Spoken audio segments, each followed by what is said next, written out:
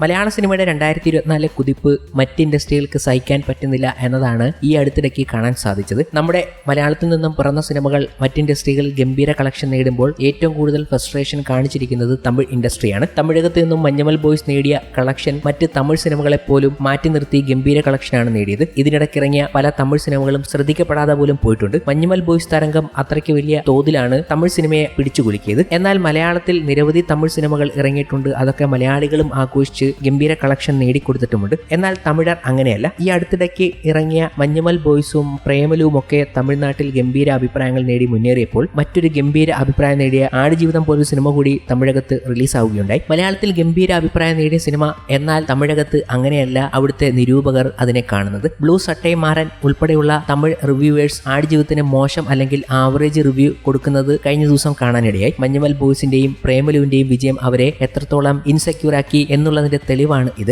റിവ്യൂവിന്റെ വാലായിട്ട് തമിഴ് സിനിമയെ പൊക്കിയടിക്കാനും മാരൻ മറന്നില്ല. ആടുമായി മരുഭൂമിയിൽ എന്താണ് ചെയ്യുന്നത്, ആടിന് തിന്നാൻ പുല്ലെവിടെ എന്നൊക്കെയാണ് അയാൾ ചോദിക്കുന്നത്. ഈ സിനിമ ഒരാളുടെ ജീവിതത്തിൽ നടന്ന കഥയാണെന്ന് പോലും ഓർക്കാതെ മരുഭൂമിയിൽ ആട് എന്ത് തിന്നു എന്നൊക്കെ ചോദിക്കുകയാണ് ഇയാൾ. നമ്മുടെ കൊച്ചി ഇൻഡസ്ട്രിയുടെ വളർച്ചയിൽ ഏറ്റവും ഫ്രസ്ട്രേഷനും അസൂയമുള്ളത് തമിഴന്മാർക്കാണെന്ന് നിസ്സംശയം പറയാൻ കഴിയും. മഞ്ഞുമൽ പോലെ ഒരു മലയാള പടം കൂടെ അവിടെ ഓടിയാൽ അവർ ഉറപ്പായും മലയാള സിനിമയ്ക്ക് ഇത്രേ സ്ക്രീൻ കൊടുക്കാൻ പാടുള്ളൂ എന്നൊക്കെ പറഞ്ഞ് റെസ്ട്രിക്ഷൻസ് കൊണ്ടുവരും. നമ്മളപ്പോഴും 400 സ്ക്രീൻസ് ഒക്കെ വാരിക്കോരി അവർക്ക് കൊടുക്കുകയും ചെയ്യും. അതൊക്കെ വിജയിപ്പിക്കുകയും ചെയ്യും. ഇതാണ് മലയാളികളും മറ്റ് ഇൻഡസ്ട്രിയിലുള്ള ആൾക്കാരും തമ്മിലുള്ള വ്യത്യാസം എന്ന് ചൂണ്ടിക്കാണിച്ചുകൊണ്ട് നിരവധി പേരാണ് ഇപ്പോൾ സിനിമാ ഗ്രൂപ്പുകളിൽ ചർച്ച തന്നെ നടത്തിക്കൊണ്ടിരിക്കുന്നത്. പണ്ടുകാലത്ത് സുരേഷ് ഗോപിയുടെ പല സിനിമകളും ഒഴിമാറ്റി തെലുങ്കത്തൊക്കെ ഗംഭീര ഹിറ്റ് അടിച്ചപ്പോൾ ഇങ്ങനെ ചില റെസ്ട്രിക്ഷൻസ് കൊണ്ടുവന്നത് ഓർക്കുന്നുണ്ട്.